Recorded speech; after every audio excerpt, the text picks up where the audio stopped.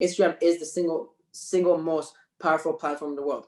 If organic reach has been affected, yes. If it's dead, absolutely not. And I was laughing about this last night with my friend when I was looking at my engagement. I'm like, how are people even saying this? It's not dead. Organic reach is not dead. It's just changed. It's much harder. Hey everyone, welcome to another episode of Perfectly Mentored. I'm your host, Jason Portnoy.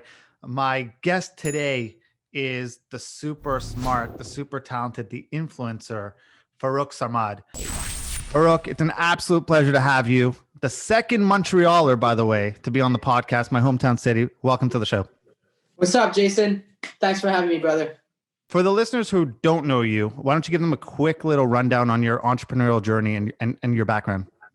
So my name's Farokh. I'm 26 years old, entrepreneur from Montreal, Canada. I started a media company called Good Life Media and Communication about 7 years ago on Instagram when I saw like everything was about to explode on that set platform. I've been doing social media since I'm like 12, 13 years old, 26 now, like I said. Tried a bit of everything, whether it was Facebook, Twitter. I really found my like success in terms of like followers and growth on Tumblr in 2011 with a blog called Mr. Good Life originally, which is now rebranded to Good Life. Grew from 0 to 100,000 followers over there, becoming one of the biggest luxury blogs on the platform in the world, pushing, I don't even know how many impressions there. And then in 2014, late 2014, I think, or in November, I saw this Instagram app and it was already hot. It was already acquired. It was already growing, maybe like 100 million users back then, you know? So it wasn't like new because 2012 is when it came out, right?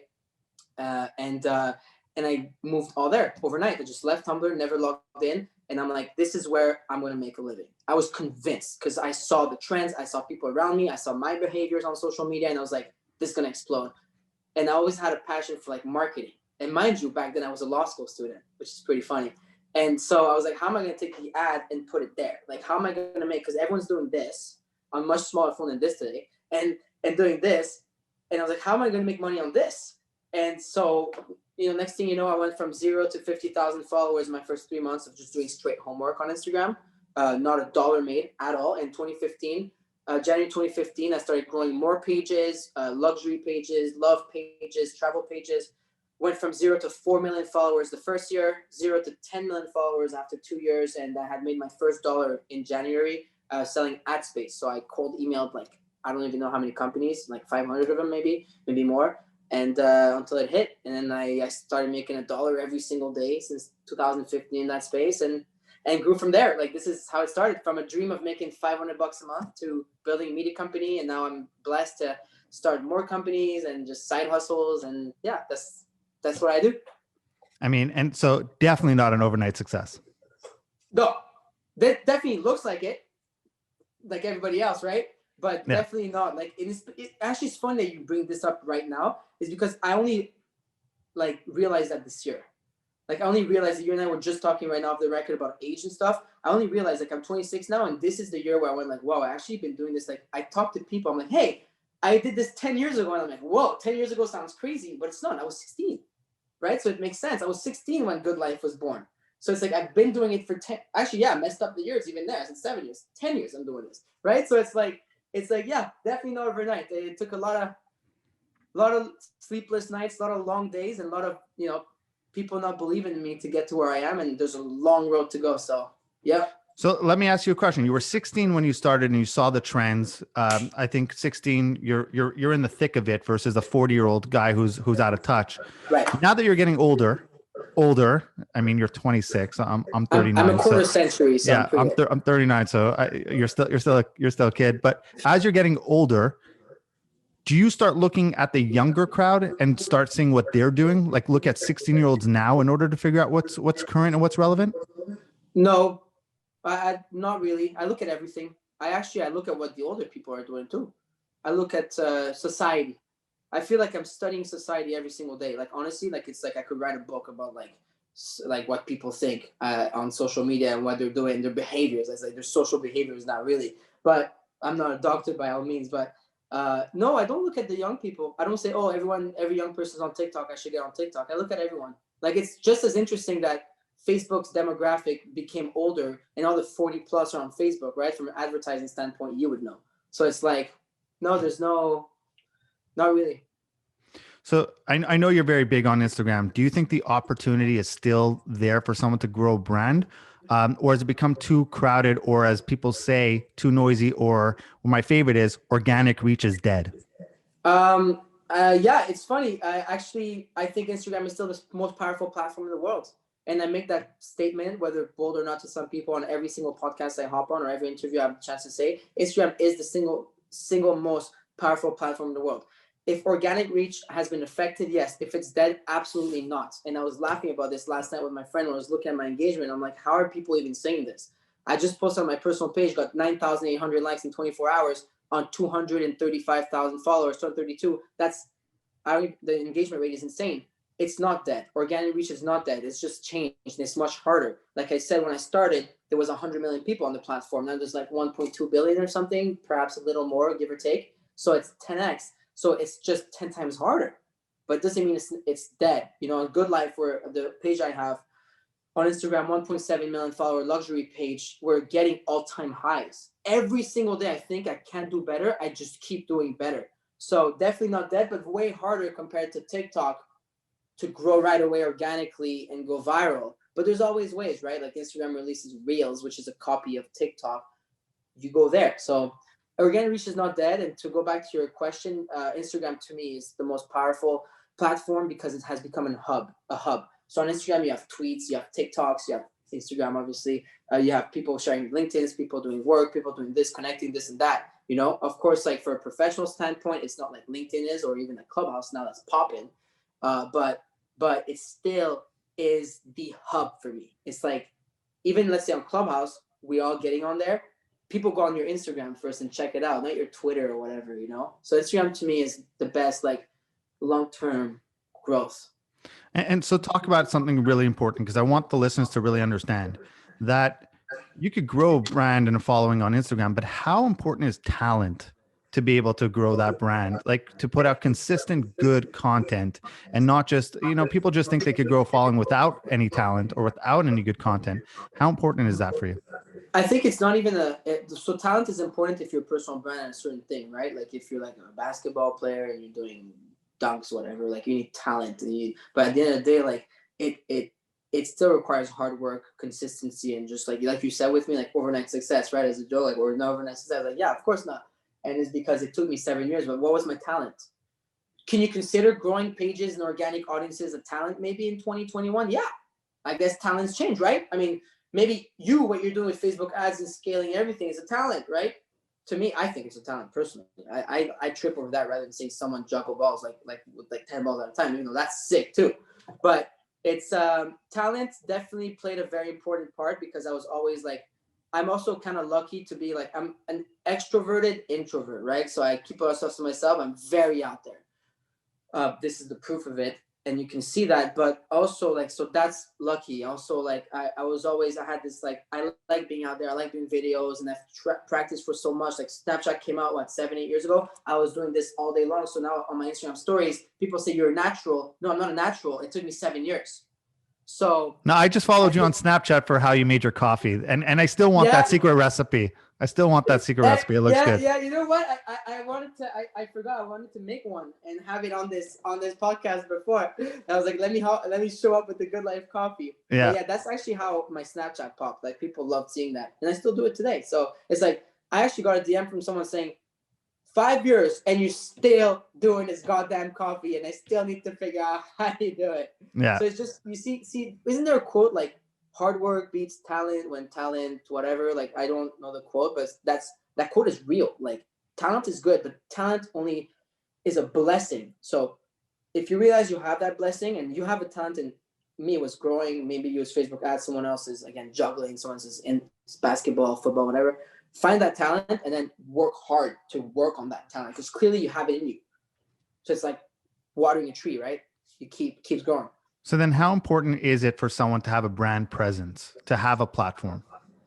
It's extremely important. If your goal is if you don't have a business, financial goal, whatever, you don't want to be out there, you don't have to have a presence. So that's why I don't push the agenda of it's a must. But if this is your business, if you have a business, whether you're selling water bottles or your personal brand or you have an AirPods company, you should have a presence. This is a given. What happened during COVID-19 and the pandemic showed it even more. It didn't invent a new thing. The pandemic did is accelerate the move to online. It's obvious now. Now, if people are saying, yeah, duh, you have to be on social now, but like these same people in 2017 were laughing at Instagram. So if anything, it's like, yo, wake up. Like, you're going to have to move online. You know, that doesn't mean brick and mortar is dead. I don't like saying that either because it's not, and it's going to thrive after this. But like, you need a presence. You know, it's now more than ever. It's like a given now. And I'm happy. It's mainstream now to know that answer, you know?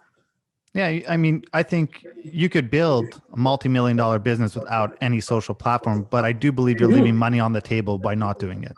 Yeah, it depends. Like I have a mentor. I've had a mentor. They make over $1 billion a year in revenue, and not a single social. Never had. And the same way, I know people who've built $100 million companies by having just socials. So, you know, it goes both ways. It depends if you're in the distribution business to groceries and stuff. You know what I mean? Like, you don't need a social media for that, right? But if you're in, like, if you own a product, if you're not there, forget it, right? So if someone's listening right now and they're like, okay, I want to build my brand presence, what are some of your best tips you have to build your brand online? Personal, or like what kind of brand are we talking about?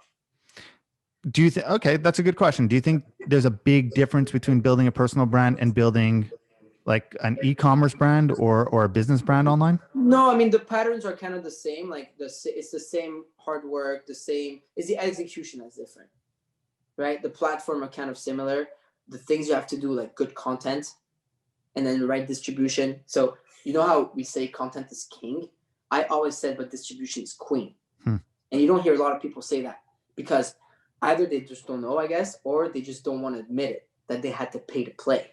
And a lot of people you've had on your podcast, I'm sure, they've only grown so fast and so far because they've also paid and done the right distribution, right? Distribution doesn't have to be paid either. It's paid or not, right?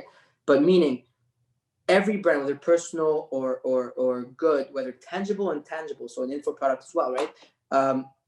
You have to have great content. It's super, super important. It's the first part.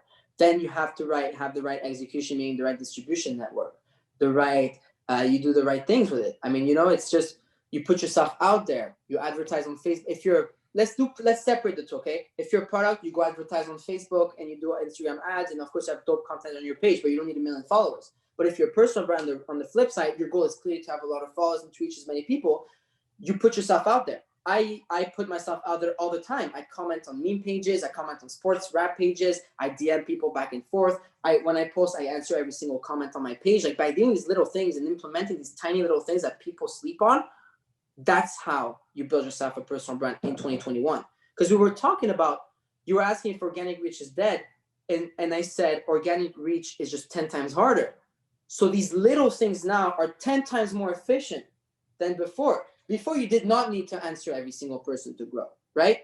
Even though it was always a plus. Or actually, when I started Instagram, there was not even the ability to reply to a comment. What am I saying? DMs didn't exist. Literally. The DM button, even Facebook, when we started getting on Facebook, didn't have the messages, right? And I'm sure you're one of them. So it's like, it just changes. Social interactions change. Now people want to make social media social again, right? Like Instagram.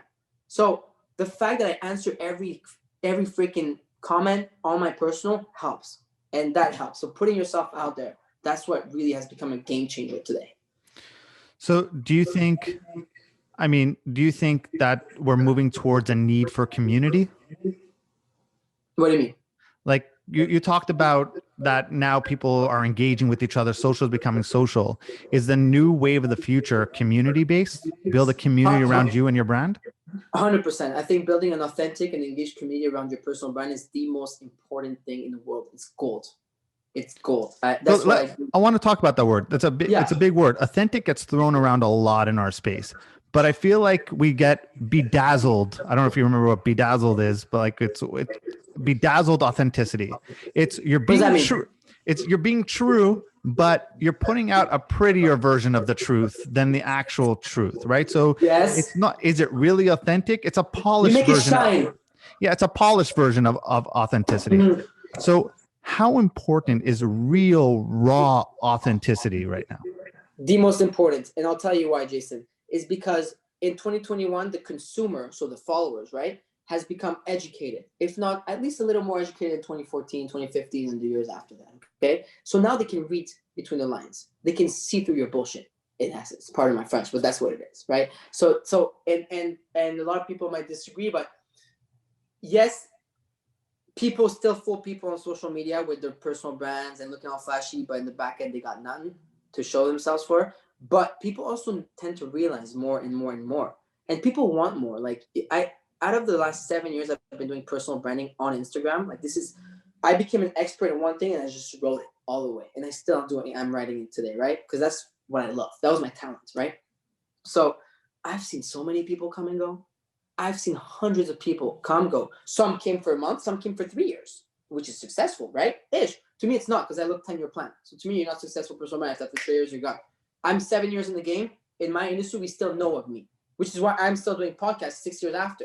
So it's like, to me, that engaging authentically is the most important thing, but also authenticity, like you said, that bedazzled, Yeah. bedazzled. Sorry for my French. It's an 80s term. I don't Yeah, but yeah. That's, I like that. Bedazzled authenticity. We should make a post about that. But clip that. Yeah. Got it. But it's you know, and especially with apps like Clubhouse, right? Best example for those watching this who don't know what Clubhouse is. Yeah, it's a new social media app. It's popping 2021. It's all audio based, right? Pretty much.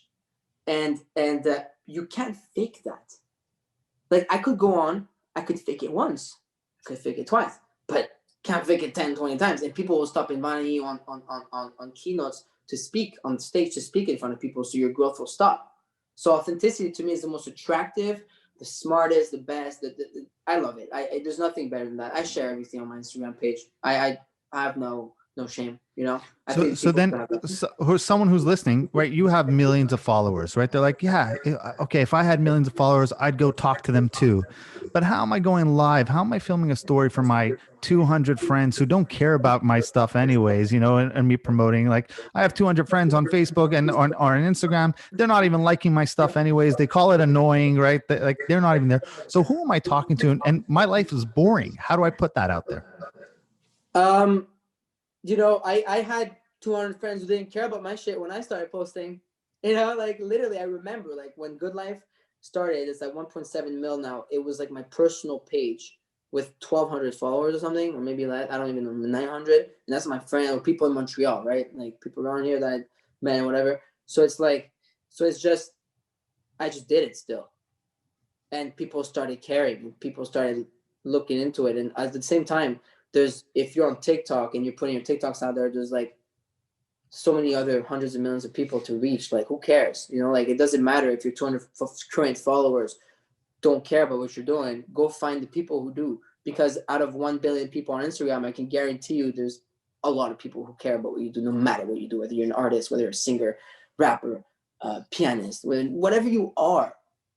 Even me, just an entrepreneur who's having fun sharing my journey. People follow me for that.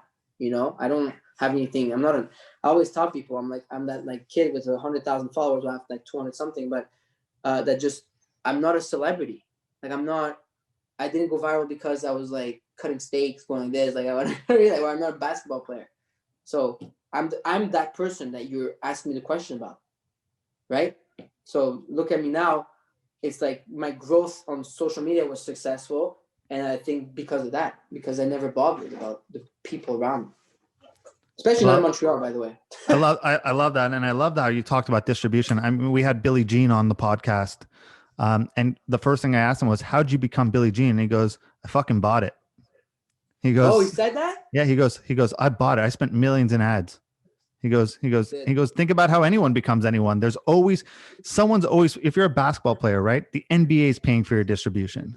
You know, the Gatorade's paying for your distribution, but someone's always paying for a distribution out there. Distribution is so important. It's like you got to pay to play sometimes, you know, and that's how it works. But but not everybody can. So the way you get distribution is by leveraging your way into distribution. So I didn't have the money to pay to play, bro. I'm not Billie Jean. I didn't have the money to buy shit or buy ads. So I leveraged my way. I knew what I was good at, and I used that as like a bargain. Like I bartered my way up. and it worked. The biggest pushback I get from brands who, when I talk to clients about building their brand, is they obsess over the vanity metrics, right? How important is that to you, and what's your advice? What do you mean by the vanity metrics? But that means likes and all that stuff, right? That's vanity metrics? The likes, the followers, and all that. What was the question again? I said they obsess over the vanity metrics and wondering, like, let's just get likes, let's just get followers. Man, that was always the biggest struggle with people that I had to get through their heads. And I mean, people like businesses, they're always so obsessed with like likes and followers. I'm like, why are you obsessed with that? Like, that's not what gets you sales, especially not today. People fake that. It's not like people can't fake it. We know people fake that. People buy fake followers and likes. So it's like, even when picking your influencers, you have to look at the likes, comments, ask them for back-end information. Like, look at the comments. Even now in the comments, you don't even look at them having 100 comments anymore. You have to look at the comments themselves to see if it's like repetitive, if it's groups, if it's this, if it's that, So it's like the vanity metrics mean nothing. Show me the impressions you're getting, show me the reach, and show me the sales. And the best thing one of my mentors ever told me was hilarious. I remember like 2-3 years ago, I got 50,000 likes on Good Life for the first time. Okay, and it's a big deal. 50,000 likes, holy shit! You wait your whole life for this. And I'm like, yo, look at this! I got 50,000 likes. And you know what her answer was, bro? She said, "Did you make $50,000?" And I said, "No." She said, "How much did you make with that post?" I said, "Nothing." And she was like, "Well, there you go. Don't waste my time." In a nice way, right? But how weird is that, right? That our brains are triggered to like that versus the dollars. I don't know, man. It's because I'll tell you why. It's because it's easier to get that than dollars, I think, and also because, well, for people, I don't know, but it is actually, yeah, it's easier to get $50,000 for sure. But that, first of all, and second of all, it's egos, man. People like people love that stuff. It's social media at the end of the day, the unhealthy part of social media. And I'm not an anti-social media person, obviously. I'm all for social media. I think social media can benefit your health if you use it right. But the downside of it, the toxic part of social media is the vanity metric that they have created for us. And that's why Instagram's like, oh, we're gonna delete likes now. But like, you already messed people up. Oh, and Facebook's getting rid of page likes too. So. Oh yeah? Yeah. So I didn't even know that. See, I don't even keep up with Facebook that much anymore, except for like if a client of mine getting Facebook ads. But it's just, it's Clubhouse is never gonna have likes. These are vanity metrics. They just have followers. So you're 26, and I want to point this out. You've had a lot of success at a very early age. How have you stayed grounded and continue to work on yourself when I know plenty of people who would have pissed it away by now? It's never enough, like I know where I want to head, and I was always like mentored, and I had the right people around me, and it's not like I come from a lot of it either. So it's not like you could walk around and be like, I'm a fucking celebrity. I'm 26. I got millions of followers. Like look at me. But you don't seem like that person. No, it's kind of cringe. You know what I mean? Like the joke was like every time I used to go out around Montreal too, like and like out, like I would let my friends use my pages to like if they wanted to show it off or whatever, and say, hey, say this is your page if you want, because I hate it. And then they would come up and like, yo, that's my friend. And I'm like, bro, like leave this. Like I don't want people knowing me. I don't want people who have a lot of followers around me. You know what I mean? It's cool online, but it's just I don't know, man. I also, to answer your questions, first of all, I don't feel successful. Like literally, I don't feel successful. I'm not saying I don't feel proud of myself and happy and blessed and grateful for where I am. Because I am. I'm so lucky. But like, I don't feel successful yet. And I know I will one day, but I'm not there yet. And I'm so lucky also that I've realized this year that I'm just 26, because I started tripping. Like I called my mentor, Steve Mayer. He's like, bro, like I'm 26. This is how much I've made, whatever. This is what I do now. Because I can speak like that with him. And I was like, I'm not on track to do what I want by 30.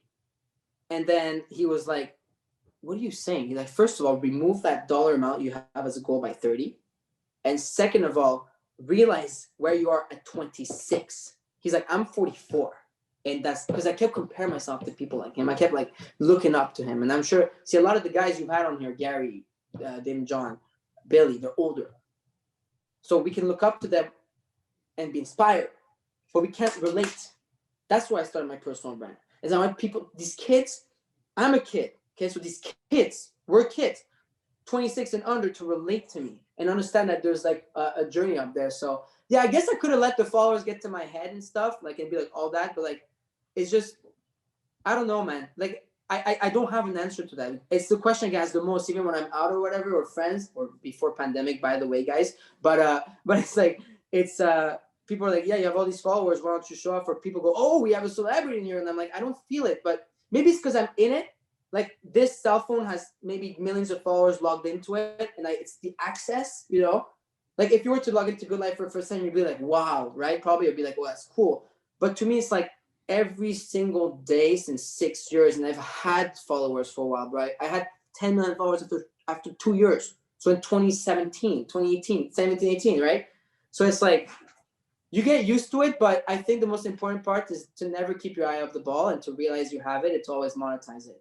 Like, until, you know, Yeah. it's the most important part. Listening to you talk, I know that at 26, because it's only recently the word mindset started to make a big impact in my life. I know that at 26, I would have hated the word mindset and definitely didn't care about the mental game of business. How have you been able to see this at such an early age? I don't know, man. Is it just you surrounded yourself with the right people who push the mental game on you? I think I'm so happy you brought that up, because mindset is my theme of 2021. I want to speak about mindset and mental every single day. Every day I made myself a goal, whether it's to someone or in a group or in a post or in a story, I have to mention mental health in a way. So I go on Clubhouse, talk about mental health. I go on Instagram, talk about mental health. My New Year's Eve message was about mental health. So I think surrounding myself with the right people, very lucky. Steve Mayer, Andy Frisella, I consider him to be a big brother and a mentor to me. Puts me on check. You know, it's the type of guy I'll call once a year and he'll give me the best call of my life. You know what I mean? Same thing for Steve. I don't bother him more than once every 6 months, you know? And it's just going through a lot, man. I've been through a lot though. I don't talk about it. I don't want to talk about it, and I don't post about it, but I've been through a lot of shit. You know, I had no choice but to make money. I had no choice but to provide. I had no choice but to become an entrepreneur. I had no choice but to, like, you know what I mean? So like, that's mindset right there. Like, when you're 14 and you got to fucking grind like all these party tickets to make $200 a week, like, just, or to have your allowance, or to be able to go out with your friends because they have fucking their parents' money to go to Time Supper Club, right? And spend $100 on dinner, and I don't. But I had to sell shit in order to go there, and I never wanted to take a dollar from my mother. Like, you know, you learn. And I'm 26 now, like I said, so I started at 14. I'm 12 years in selling stuff. I'm 12 years in trying to do business. 16 years old, working retail for 9 something an hour Canadian back then. That was a minimum salary, like $9.50, like up to, on the summers, like 44 hours a week. Like, this is how you learn, you know? Yeah, so I mean, that's my mindset was built by my surroundings, by myself. And honestly, I owe myself the biggest props. And I've learned that this year to really understand that. And then, you know, just never ever like letting go, you know, never giving up, and surrounding myself with strong people. Like, I'm blessed. Like, I have the best friends in the world, very few of them, but the best. And we talk about mindset, and I bring them up to me to par. I'm like, yo, let's get your mindset up. I'm in the best mindset I've ever been, and the best health, like mental and physical. I found balance. So now my mission is to get everybody else on that, you know? You raised a really interesting point about how you had to grind at such a young age, and then you went out with friends who have it. I can speak personally for a second. I never had to really grind. I grew up privileged. And that's fine. I grew up privileged, but sometimes there are days, because I'm I believe I'm an entrepreneur. I can't see myself working for anyone else. I didn't choose this job. I think this role chose me versus me choosing it, because I think I'd rather go get a job sometimes. You know, so I really think it chose me. Sometimes, yeah. but you know, there are times where I look at it and I'm like, I wish I had no choice. Would my work ethic be better? Would I be better off? So I love the split side of, like, the people who grew up with nothing, you know, said, I had to grind it out because I wanted it. And then you have, like, the people who, look, I wasn't, you know, the filthy rich kid who, like, everything was handed to me and I had parties on yachts, right? So I don't want. But you were so comfortable. I was comfortable, and at the same time, it's like, you then have to go prove yourself in the world that you are doing it on your own, that it is you, and you have that battle. So I think it's a very important dynamic that both sides almost sometimes wish they were on the other side. Yeah, I mean, I'm not gonna lie and say I come from nothing. Like I came out of the dirt, but like the thing is, I was raised comfortably, private school. I was upper middle class. Everything's good until family shit happened that made us. You know what I mean? So it's like then it was just the three of us, my mom, my brother, and I. So that's what happened, right? So to some people, like if they start researching me and shit, don't go calling me out saying that I don't. I was saying no, but the thing is, a lot of people I don't tell the story because I was talking about this with Andy actually for Sala when he got me on his podcast 5 years ago in 2016. And the night before we had dinner, he's like, I don't talk about what I went through because it's not interesting. People want to, we're not going to ramble about that stuff. Let's talk about what we're doing now and what we're going to do tomorrow and how we're going to build people. And I think that, no matter which side you're on, it's important to understand, like, your mindset has to be strong, bro. I've seen just as many rich people like going to burnouts. Like I know like people who make like crazy amount of money. Like I've never seen before, and they're like, I look at them like, you're so miserable. Mm-hmm. So it's both sides. So let's talk about mental health. I want to give you the platform to talk about it because I know it's near and dear to your heart, and especially in our line of work, the entrepreneurial world, and especially in times like this where we're in lockdowns. Like I said, I know it's a topic near and dear to your heart. So what's your message for the listeners, and how can they take care of themselves and stay positive? I think in a world where today you see entrepreneurs this, entrepreneurs that, and everybody around you, if you're an entrepreneur, there's a lot of people with success, but a lot of people will fail, but there's a lot of people who win too, right? It's important that you understand that you are on your mission and you have to focus on yours, right? Stop comparing yourself to others. That's what social media has done, right? The whole vanity metrics we're talking about. Stop looking at what other people are doing. Stop seeing how much money people are making and just focus on yourself. Where are you today and what are you going to do today in order to become better tomorrow, right? Because you have to move the needle forward every single day. Personally and professionally, mentally and physically. Get out there, put a workout in, get a jog in, do something. I don't care. Like I'm not gonna tell people what to do, but do what gets you like a form of activity and gets you in good physical health and get yourself in good mental health. Now the question for mental health is how, because you could go, that in order to get muscle and be physically healthy, you have to pump iron, for example, right? But you can't like pump iron in your brain. But what's the equivalent of this? The equivalent of this is, I don't know, like just finding the right people to surround yourself with, finding the right people to speak to, finding the right people to open up with. It's important. Like your environment is super important. And your environment now is also the people you follow. Be careful who you follow. Choose the right people to follow. Choose the right people to look up to. It's super important. We're consuming a lot of junk today. My number one tip when people join Clubhouse right now, I'm the one who reaches out to my friends when I say, welcome them to Clubhouse. And I say, hey, welcome to Clubhouse. Just so you know, don't end up 12 hours on this app a day anymore. But if you do, it's fine. However, be careful what you consume because it's like eating McDonald's, but to your brain. And it's super important. I think today mental health is a perfect balance between physical and mental. I don't think you can be like one or the other better. Like I actually think it's a mix of both. And it's super important. It's the most important topic to my heart today. And I take it super seriously because I see a lot of entrepreneurs, and I see a lot of people around me, and there's so much misery, and especially in these hard times. And it's just like, I'm like, I think it's the most, why do we not talk about that? Why is every single topic about how much money people make? Like, why is every topic about how many followers someone has? Like, talk to me about how you feel. Talk to me about like how you're doing inside. Talk to me about how you manage to be good inside while juggling everything. I want to know that because that's money.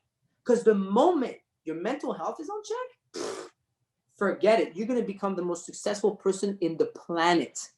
Literally, the second I got my mental health on check, oh man, my physical health gets better too because I go and I work out, but that helps my mental, right? I work harder. I do this. I can actually help more people because now that I'm good, I can go and take 5 more people and get them to my level or even close and then go help 5, 10 more.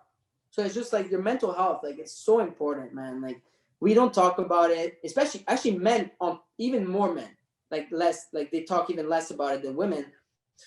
It's like, like tell someone you're not feeling, it's okay. Like there's nothing wrong with it. Like you sprain an ankle when you jump and you hurt yourself, like you're allowed to sprain your brain and have a little issue in your heart. Like it's okay.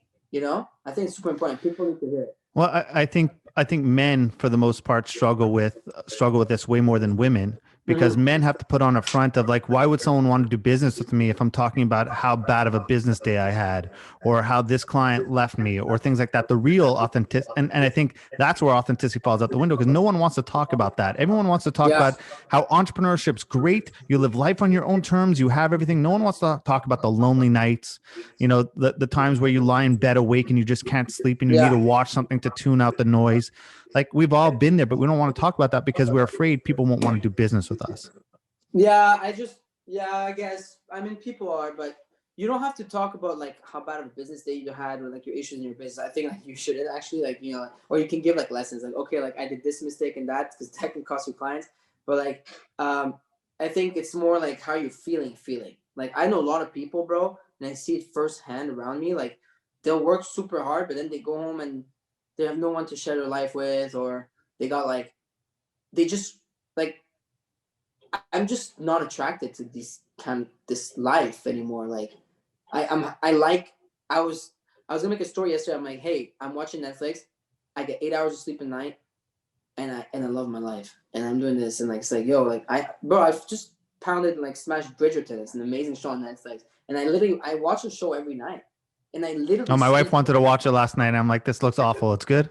It's actually really good. Okay. All right. Okay, and apparently they can go for 8 seasons, so keep watching. Start now. Right. But anyway, we should get this sponsored by them. but you know, it's like also. So actually, to go back to what you said, to the mental health. Wow, this is the most important. Sorry, and I'm happy we're having this conversation. Thank you, because see, since it's a topic that I recently just start developing more and more, I tend to forget things I want to say, and I think one of the most what really skyrocketed my personal development this last 12 months was setting my own boundaries. I've set boundaries in all aspects of my life, whether it was professional, personal, and setting boundaries has completely helped me in every aspect. Like know when to say no, know when to say yes and no. It's just as important. Understand that you don't have to do everything. You don't have to be everywhere. You don't have to say yes to everyone and to everything. You don't have to start 5 businesses and become a billionaire overnight. Start one. Don't spread yourself too thin. I was always spread super thin amongst many other things. And I'm like, what the hell am I doing, bro? It's so bad. And it's the entrepreneur inside of us, right? Like it's a blessing. It's a blessing and a curse. It's a mistake. It's a mistake because there's a quote going around since like millions of years saying you need to have 7 different streams of income, right, to become an entrepreneur. Guess what? I'd rather have one $100 million company than 5 $20 million ones. You know what I mean? Like, so it's like, or like one $10 million one and 10 $1 million one. So at any scale. So it's like set boundaries and respect them, and most importantly, respect yourself. Like you, Jason, and your time, and your time. Like if you don't have time to do something, you don't fucking do something. You know, a lot of the times people are like, yo, I sent you a message like a month ago, we didn't answer. It's not my fault. Like I'm just so focused on something and I don't answer and I store it here, but I'm always there for them when they need it. So I'm not that guy, right? But it's like I respect myself and my time so much that other people have no other but to do the same. If not, they just won't get the time of day. And it's okay. I love it. Love it. I want to get something out of the way because you keep bringing it up, and that's Clubhouse. It's like the word. So I'm gonna ask you. Great app, short-term app, here for the long run, and our digital marketers coming in and ruining it like we do everything else. Fuck. No, Clubhouse right now, love it. Only gonna grow. They raised capital and they're at a $100 million valuation. They're gonna raise again. God knows for how much valuation. Million users, what, 1.2 million now, maybe. So really infancy stage. Like remember, I was talking about being on Instagram at 100 million followers, and I have 10 mil now. So it's like getting in 100 times smaller, right? Floodgates are gonna open, and it's gonna stop being invite only soon, I'm sure. And if it's not really invite only, it's half invite only. You can let anyone on your phone book in. So it's long term. Gary Vee just posted about it, I think 2 days ago, which is like I don't follow, like it's not because he did it that I'm saying that. I'm saying it's and we know as marketers it's a massive thing in social media. If Gary posts about it, says it's underrated, it's gonna pop, then it's gonna pop, right? Obviously. And then everyone's getting on it. I love the interaction and the crossover it has for Instagram. I'm telling all my consulting clients right now, I'm gonna get on Clubhouse just because of the crossover to Instagram. You know why? 6 months down the line, Clubhouse crashes, but you gain 10,000 followers. It's 10,000 followers. I gained I'm almost at 5,000 followers on Clubhouse 2 weeks in, and they all crossed over to Instagram. and I'm crushing it. But do you really think there is that room? Because most of the rooms that I see, for example, it's a bunch of the same old people talking the same old talk. But because there's not a lot of people yet. Talking to themselves, but where's the opportunity? So someone listening sits there and says, all right, I'm going to go on Clubhouse. Now they're just sitting in a room listening to a bunch of people talk. Where's their opportunity to grow?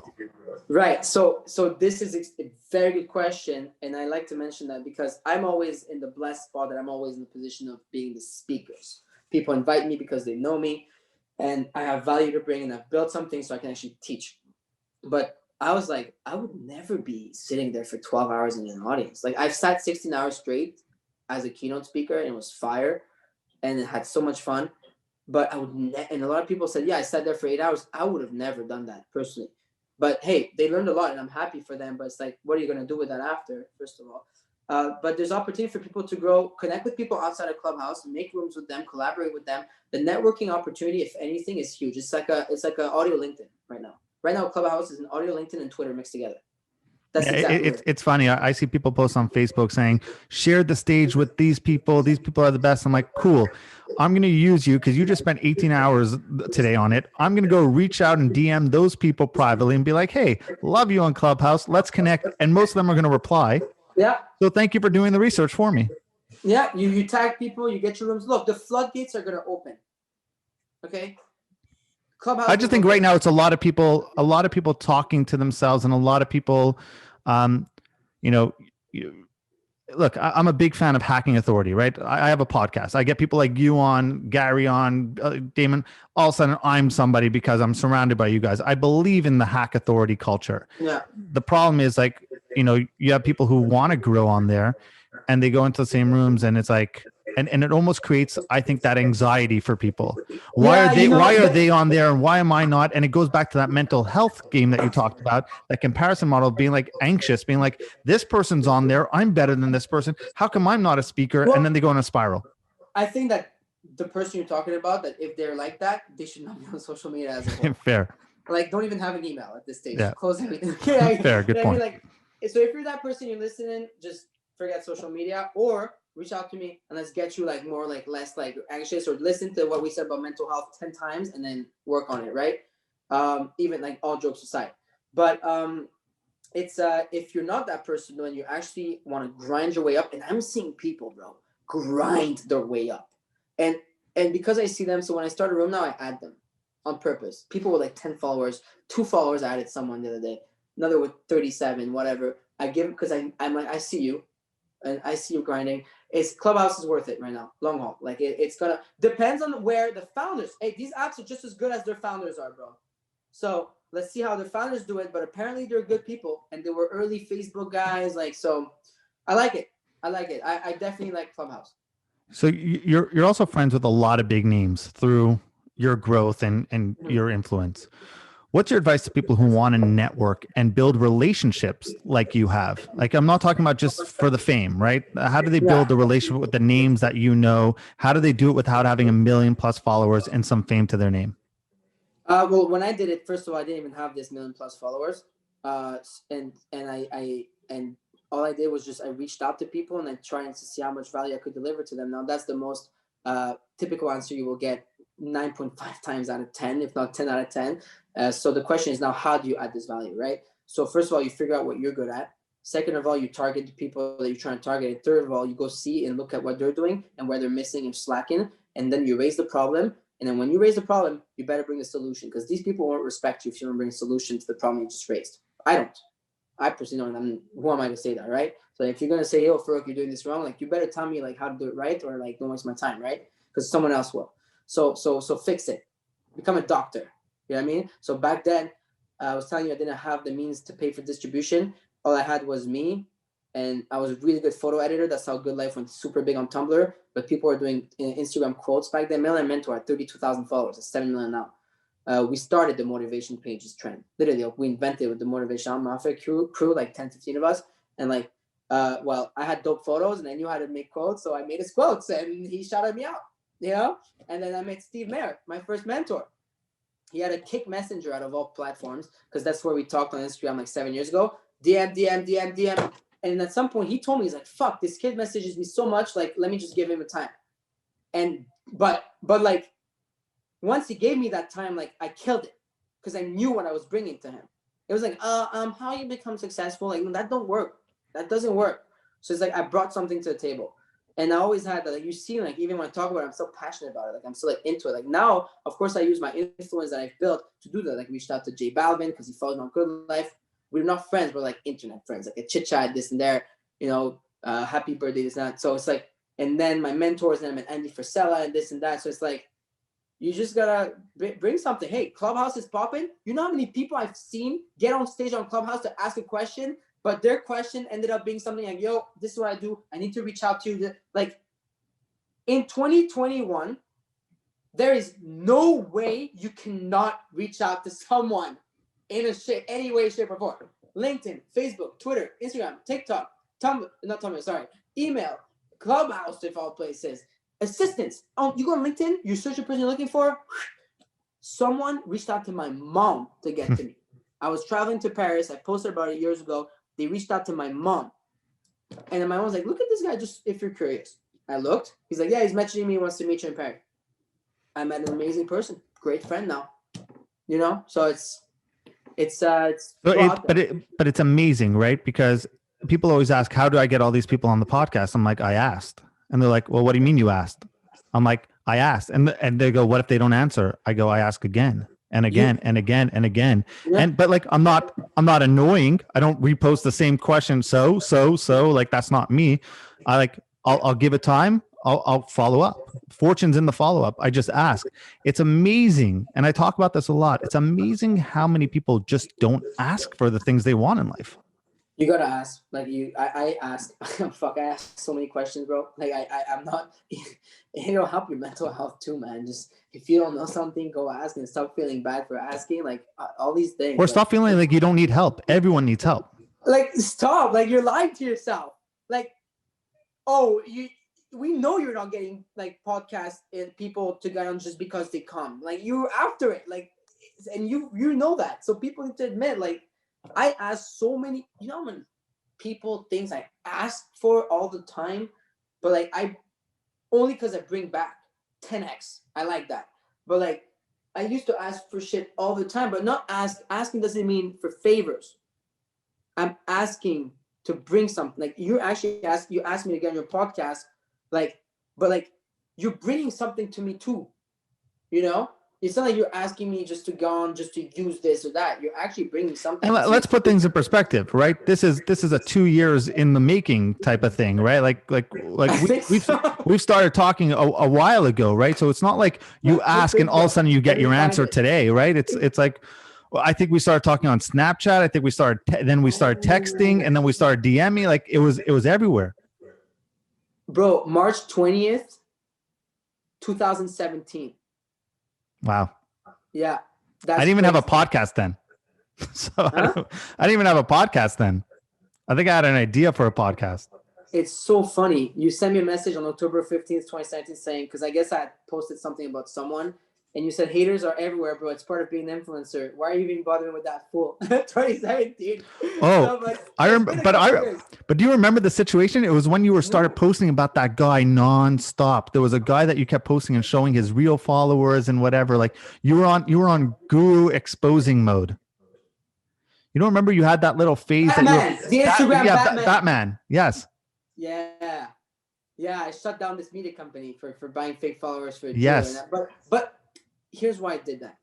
I did that then the Instagram Batman happened because people in my industry started coming. That was funny, but it's because I took it and I used it as a lesson for people to understand. Like I've been preaching this stuff to stop buying fake stuff for 4 years now, 5 years now, so it's like, so yeah, I remember that. But that's funny. So going back to what you're saying, it's like yours. But it's not like you asked like a billion times. Like you just asked me again, 2 weeks ago?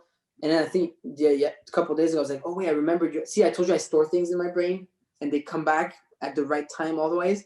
And then I was like, let's do it. Yeah. And it works. And this is what people need to do. They need to ask. Don't be scared to ask. There's nothing wrong. Actually, I respect someone who asks a million times more than someone who doesn't ask. If you don't ask means you don't even care. And also, asking is an exercise to put your ego down. And Someone with a lower ego, that doesn't mean no ego. We all have a small one. It doesn't have to be big. And it's fine to have one. Lower it. And that says a lot about you. So I'll wrap it up with here, because you brought up influencer marketing, and you're an influencer. Influencer marketing, I believe, is super important. We talked about that for brands to hack authority, right? I'm a big believer in that. There's nothing wrong with it. You want to be the cool kid in school, hang out with the cool kids, right? That's kind of what it is. And it's super, and influencer marketing is super important for building trust and for marketing in general. Yeah. So if we could end with this, a brand listening, what are your top tips to do influencer marketing the right way? You don't have to focus on going for the biggest influencer right away. And it might cost you a lot of money. And you might burn yourself. Given that you've already built the brand, okay? We're not going to talk about content. We're not going to talk about your manager, social media. Let's not talk about that. You're ready to advertise and doing influencer marketing is target the right influencers or pay the people that will help you target the right influencers, like agencies, literally what we do every single day.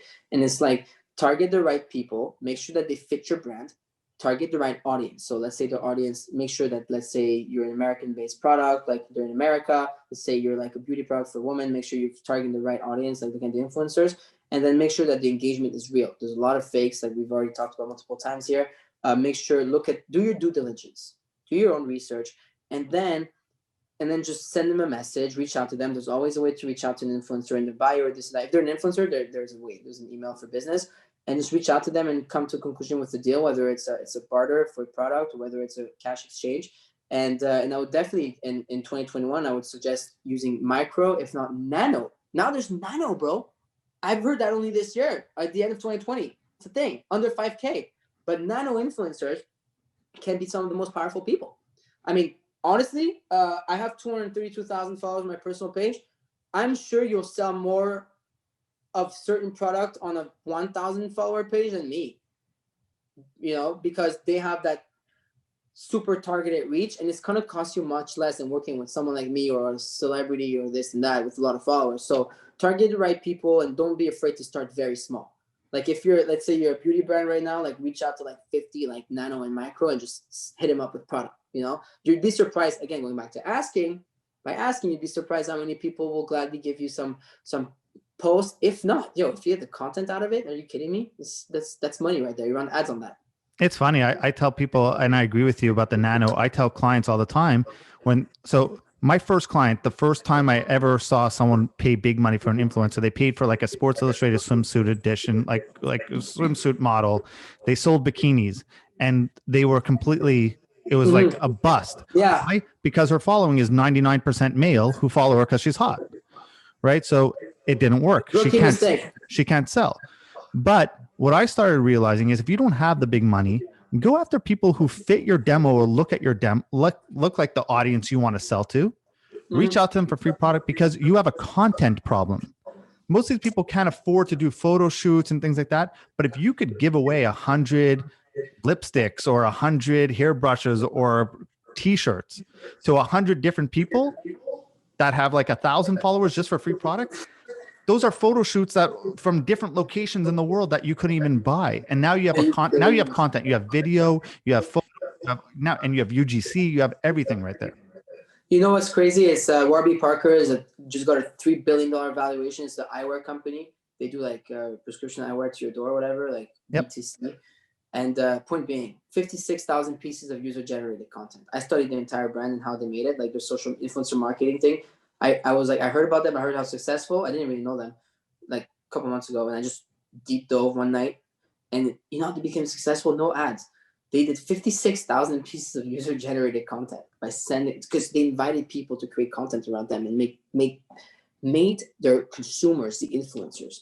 Oh man, this is a gem. Making your consumer an influencer is so important because first of all, they shine, right? They get the chance to become an influencer. And second of all, a lot of people like that. Second of all, whether they have 20 followers or 20,000, like, that you're going to have content. It's the most important. You nailed it with the content part. It's so important.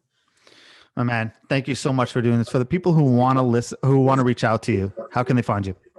Farokh, so Farokh, my first name is my username across most platforms. So, but Instagram is where you really gonna be able to reach out to me. I reply to every single comment on my post. So if you catch a post, there's no way I'm not gonna reply to you, and just send me a DM. If not, I'll try and get it. Perfect. Thank you so much. Really, really appreciate you doing this. I know October 2017, whatever it was, well worth it. Yo, that was good. Right time, right place. See? Perfect. Thanks, buddy. Thank you, brother. I appreciate you. Thank you so much.